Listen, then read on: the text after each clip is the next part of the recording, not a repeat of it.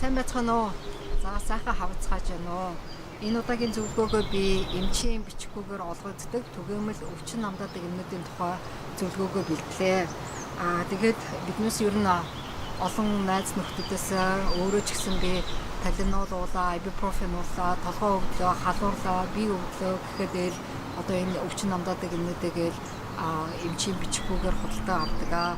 Тэгээд энэ удаагийн зөвлөгөөгөө би энэ өвчин намдаадаг эмнүүдийг хэрхэн хэрэглэх, мөн гаж нөлөөнөөс яаж одоо болгоомжлох талаар зөвлөгөөгөө бэлдсэн юм аа. За ер нь өвчин намдаадаг эмнээ гол 4 ангилалтай байдаг. Нэгдүгээрт нь болохоор ацетаминофен буюу биднээсээ мэддэг талинол байгаа. Хоёрт нь болохоор асприн байгаа. Бээр асприн гэдэг одоо шар хайрцагтай бээр 81 гэдэг телевизээр аягүй рекламдаад хүн болгон настай хүн болгон их өдөр болгон хэрэглэгддэг. Гуравдугаар нь болохоор ибупрофен буюу бидний мэддэг Advil, Motrin орж байгаа. Дөрөвт нь болохоор напроксин буюу Aleve гэсэн одоо эмнүүд байгаамаа. Бүгдээрээ одоо өвчин намдах эмний тасаг гэрчээд байна. Өвчин намдах эмнүүдээр pain reliever буюу analgesic, эсвэл одоо pain killer гэж бас нэрлэдэг.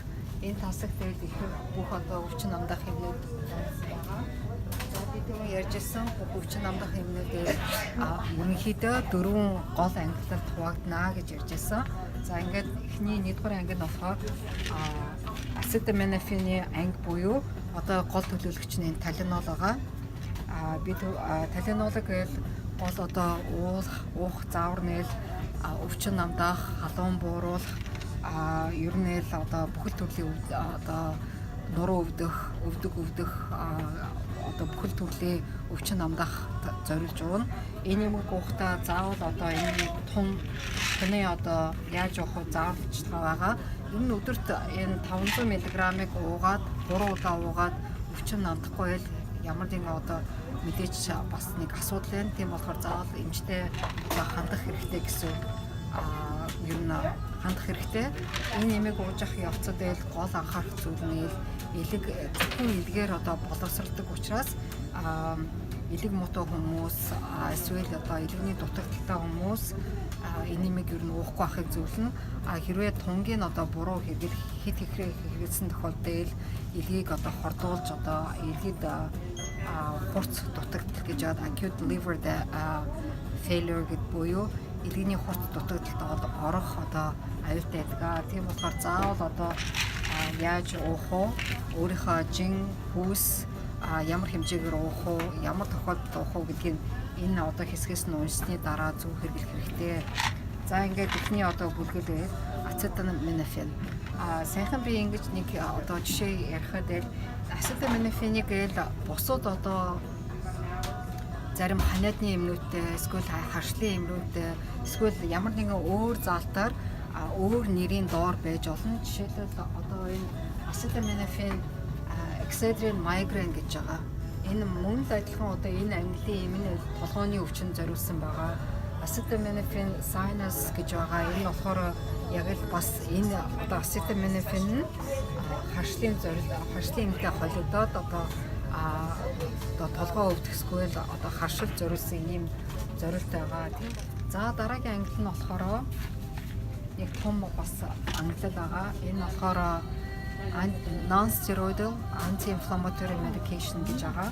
Энэ ангилалд одоо бидний мэддэг түгээмэл бас хэрэглэгддэг. Motrin орж байгаа, ibuprofen өөрөө байгаа. Тэгээд энэ Advil байгаа. Энэ гурван одоо энэ бүлгэлийг одоо бүлгэлд одоо ордог.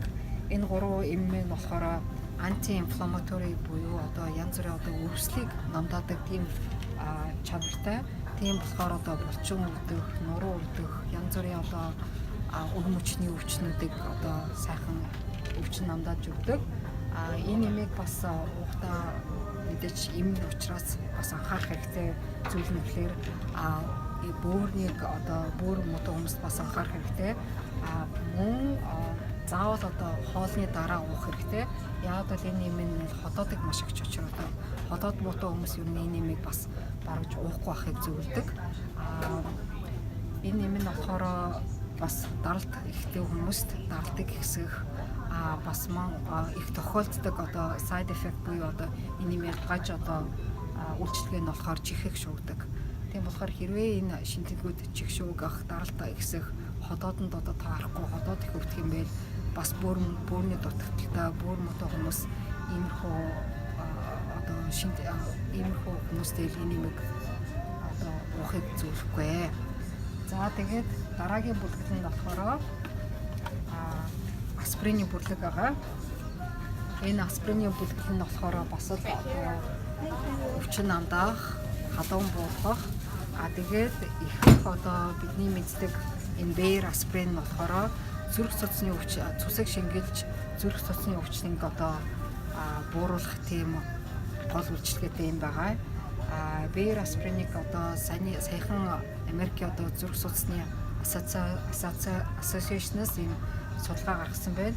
Бээр аспириныг 50-аас дээш насны хүмүүс одоо өдөрт нэг удаа уухад дараагийн 10 жилд зүрх судасны өвчнийг 10%-аар одоо буулгах тийм одоо судалгаа гарсан байна. Аспирины одоо химийн нэр нь болохоор салицилейт гэж байгаа. Тэгээд бас аспириныг авахдаа одоо брэнд нэм буюу Bayer Aspirin нөгөө нэр нь салицилейт байна шүү дээ. За ингээд дараагийн сүүлийн анги нь болохоор напроксины төрлийн эмнүүд байгаа. Энэний уг одоо гол төлөөлөгч нь Aleve.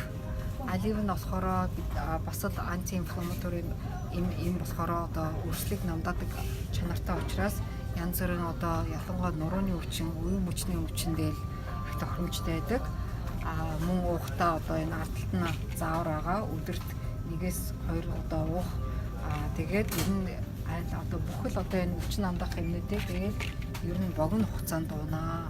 Ер нь нэг 7-оос дээш хоног хэрэг ууж авах юм байл яагаад ингэж удаа ууж ийн эмчтэйгээ заавал холбогдож асууж тэгээд зөвлөх хэрэгтэй. За ингээд энэ удаагийн зөвлөгөөгөө би өвчин амдаах эмнийн тухай танаас богинохон ийм товч мэдээлэл өглөө.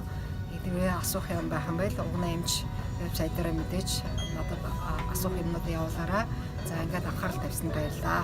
Баяртай.